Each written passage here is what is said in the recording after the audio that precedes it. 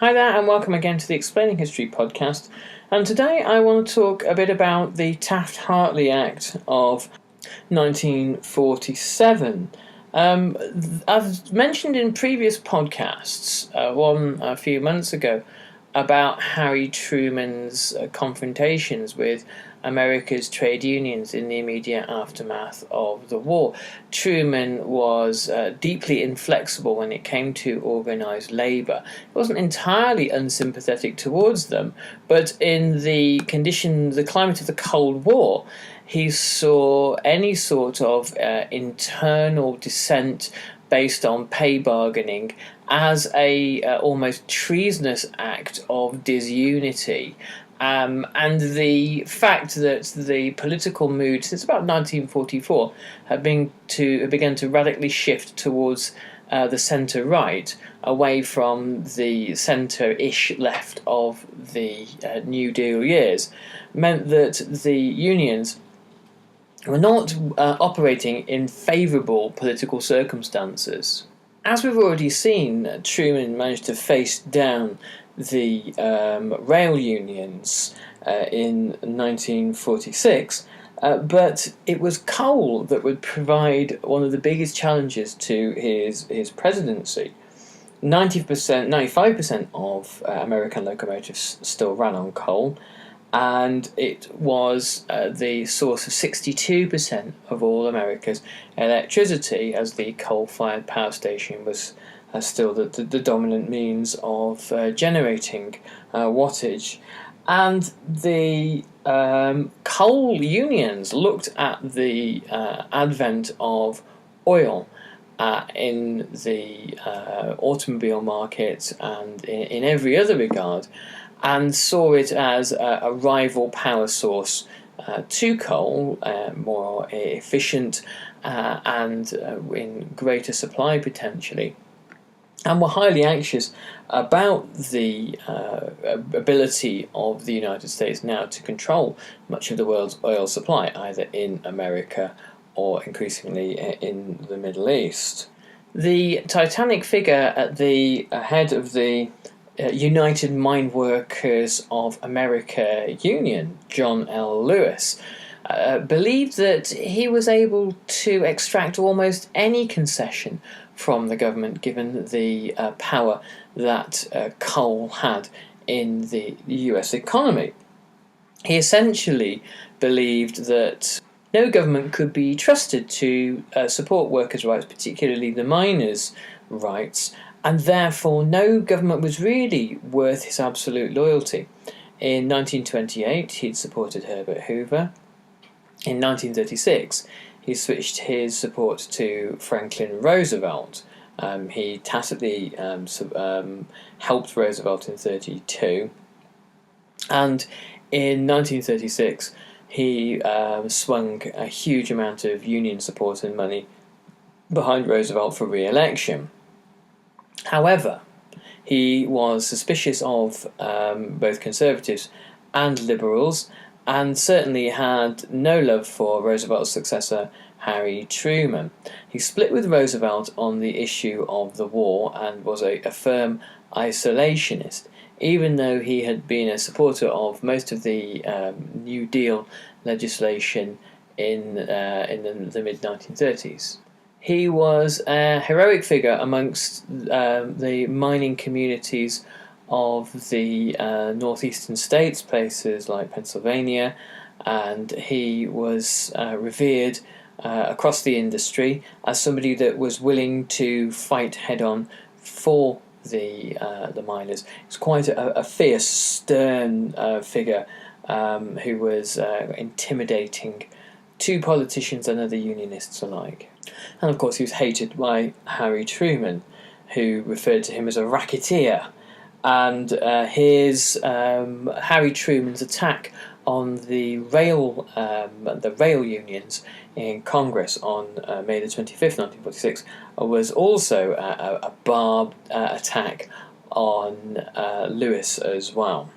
Previously, as we've seen, if you remember the previous podcast I did on Truman and the unions, the unions essentially blink in May 1946 when Truman publicly criticises them and introduces harsh anti-union laws in Congress. And the unions come to terms. As I said, they blink first. But in November of 1946, Lewis decided that he did not like the terms to which had been agreed and wished to revise them. And so he called out 400,000 miners with the threat of strike if his demands were not adhered to.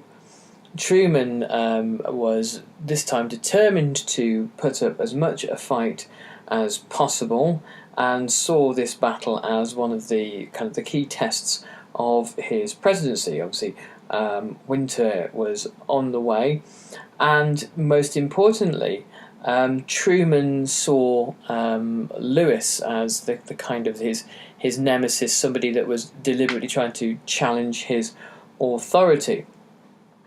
Truman gained a court order which stopped the proposed strike, but Lewis ignored it, and the result was a federal judge handing down a fine to the union of $3.5 million, and Lewis personally got a fine of $10,000, an astronomical sums of money for the time.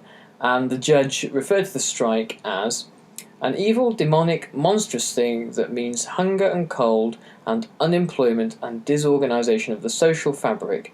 If actions of this kind can be successfully persisted in, the government will be overthrown.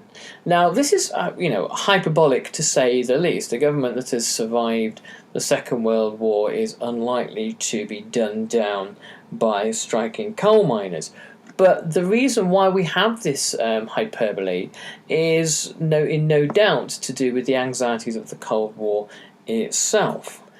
Because the president saw that he had essentially won this round and there was little that Lewis could do short of serving a jail term other than pay up, President Truman refused to negotiate, and on December the 7th he called off the strike, and Truman was jubilant. Truman said, "The White House is open to anybody with legitimate business, but not that son of a bitch." And, of course, most of the nation's newspapers united behind the president. Press barons on either side of the Atlantic have never been wild fans of trade unionists.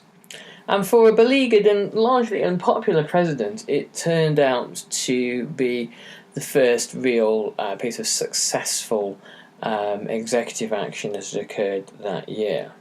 Bringing two powerful trade unions to heel in the space of 6 months was quite an achievement for Truman, and the government could have been forgiven for thinking that the problems that as they perceived it, the problems that the unions created for the economy were over. But collective pay bargaining continued, and this had an impact. Not in the 40s and 50s, but later in the 60s and 70s, it would have an impact on wages and prices in America as America and the rest of the world encountered waves of inflation and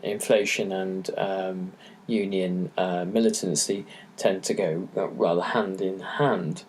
The problem that the unions faced as well wasn't so much from Truman as it was going to be from the changes to the American economy that would happen throughout the post-war era, away from heavy manufacturing around which trade unionism was based and a largely white male workforce, towards an entirely more fractured and fragmented economy where there was more individual working, lone working, there was more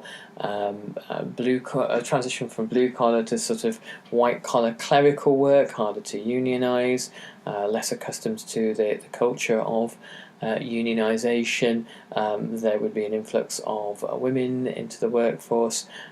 Black and ethnic minority men and women would eventually join the blue and white collar workforces across America on increasingly assertive terms, and these presented all sorts of sectional and economic challenges.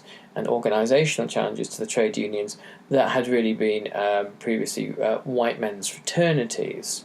Truman was not alone on Capitol Hill in being hostile to the trade union movement, and in 1947 a further offensive on the rights of trade unions began as congressmen who had, between the 1930s and the post-war years, been agitating for and campaigning for anti-union legislation to put what they saw as arrogant organised labour back in its place, began to organise to do just that. Previously, when democratic congresses had chosen to attack union rights, they had encountered the veto of Franklin Roosevelt, which was only enforceable during the time of war. And both houses were seized by the Republicans in 1946 and strongly supported by Southern Democrats, conservative Southern Democrats. There was an electoral coalition there ready to deal a mighty blow to the trade union movement. This coalition was helped by employers' groups and lobbyists, and it was led by Fred Hartley in the House, who was a Republican and profoundly anti-union and from New Jersey. In the Senate, Robert Taft of Ohio, who was the son of the former President Taft, quickly drafted the Taft-Hartley Bill in early 1947, and this was a bold and aggressive attempt to undo the Wagner Act of 1935. The Wagner Act, or the National Labour Relations Act, as it was also known, helped to address relations between unions and employers, but on decidedly more favourable terms for the trade unions. It prevented the kind of unethical and authoritarian business practices that were frequently employed in gerrymandering union elections in the workplace, bullying union stewards out of their jobs, and generally intimidating and undermining trade unions that operated in workplaces. All these sorts of things became illegal. But Taft-Hartley was a way of restoring the power of employers. The president could now call for an 80-day cooling-off period before strikes, and this, particularly those that would affect the national interest, but that is a very nebulous term, can be extended to fit pretty much anything. And it banned closed shops. It made sure that anybody who went to apply for a job didn't necessarily have to join the union as well. The bill prevented secondary boycotts. This is one of the great strengths of the labour movement, the ability for different trades and unions to show solidarity and strike as well. And it also spawned a generation of legislation, the right to work laws, which meant that individual states could pass legislation which undermined and created obstacles to union organising. And the way in which it was couched was that the union organising actually presented an obstacle to employment, that people had the right to work without being expected to join the trade union. First of all, this would give employers, non-unionised employees, a lot easier to deal with and a lot easier to pay badly if you so chose, but also it represented fears that the unions were in some way dominated by Reds, dominated by communists or communist fellow travellers, and that the Taft-Hartley Act was therefore in some ways an act of national security. Of course, the unions weren't dominated by communists. The unions were dominated by men, and in some cases women, but primarily men, who, for the most part, thought capitalism was terrific and wanted to participate in it even more, i.e. to access higher wages and better conditions so that their share of post-war prosperity would go up. The great majority of Union members had little sympathy or interest in the Soviet Union and perhaps paid scant little attention to Cold War politics anyway, and they were the kind of conservative with a small c, blue-collar working class of America, many of whom who'd experienced and endured the war, either on the battlefield or on the industrial front, and had a great deal of pride in their status as the kind of labour aristocracy, the American blue-collar working class. So the accusation that there was some sort of lingering Bolshevism at the heart of the American trade union movement is actually quite laughable. These institutions were far more conservative with a small c than they have been given credit for in the past. Taft-Hartley also required union members and union activists to sign non-communist affidavits if they wanted workers to get accesses to the National Labour Relations Board. And the NLRB had been the tool that the Wagner Act had created to police troublesome employers who were likely to whittle away workers' rights. The Taft-Hartley Act, therefore, which discriminated against communists and not just communists but those perhaps suspected of communist involvement, meant that workers who did fall into this niche category could not be adequately represented or defended against their employers. It's hardly surprising then that the Taft-Hartley Act was referred to as the Slave Labour Act by trade unionists. And the CIO counsel, Lee Pressman, said, "When you think of it merely as a combination of individual provisions, you are losing entirely the full impact of the programme, the sinister conspiracy that has been hatched." Ironically, the Taft-Hartley Act didn't have the entire backing of Truman. Truman realised in 1946 that he'd rather overplayed his hands with the trade unions and lost serious support amongst blue-collar working-class communities in key marginal seats across America, and thought it time now to dial down the conflict and try to make a few friends. Truman vetoed the bill when it passed, realising now that union relations with the presidency were in freefall, but both houses actually overrode the veto. Truman didn't have the kinds of wartime executive powers that Roosevelt had, and also Truman, when he'd been a wartime president, had been able to wield, and he simply didn't have the executive authority to veto a piece of legislation like that. Union leaders then gave thought to going on strike in order to protest, and perhaps a decade earlier they certainly would have done and would have succeeded. But now many union leaders in the AFL and the CIO realised that the world had turned quite considerably and they were existing in an entirely different political climate. Many members were unsure about how to proceed and what to do, and instead union leaders decided that they would fight the law in Congress and appealed to Congress to amend the Act. In reality, the Taft-Hartley Act, its power came more from its symbolism than from its actual legislative provisions.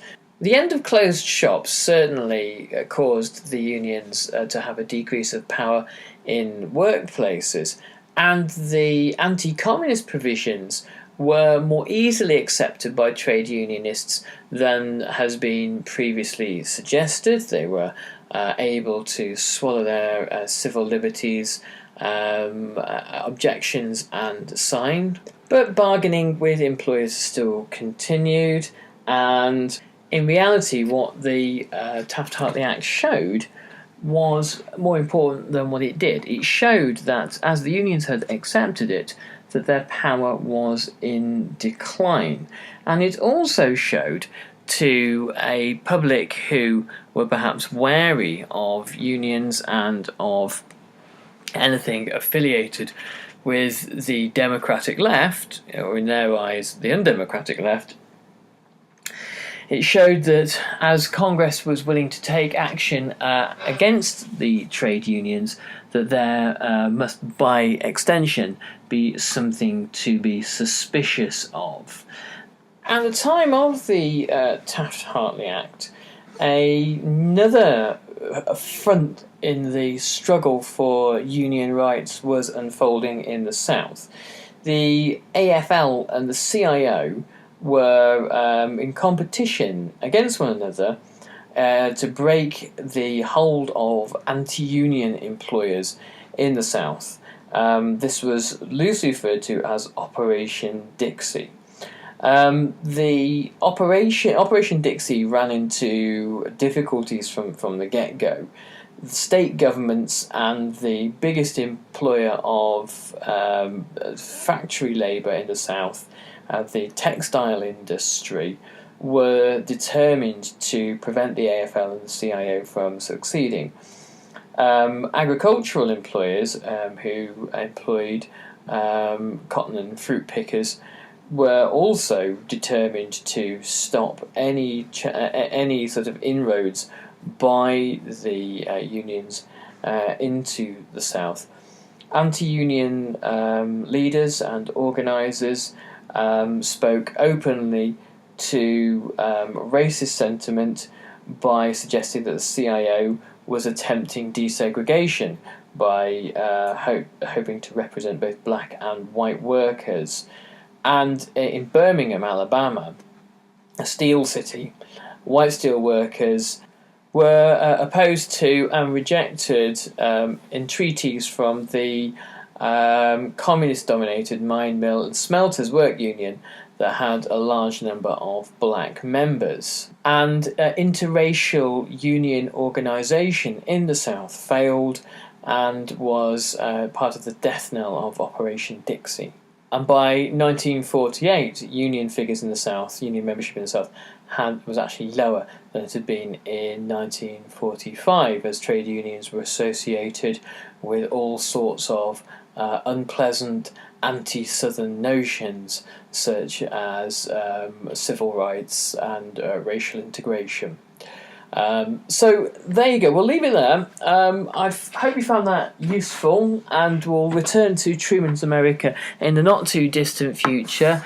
If you found this interesting and you want to say hi, check us out on the Explaining History Facebook page. It'd be great to speak to you there, and we'll catch you on the next podcast soon. All the best, bye bye.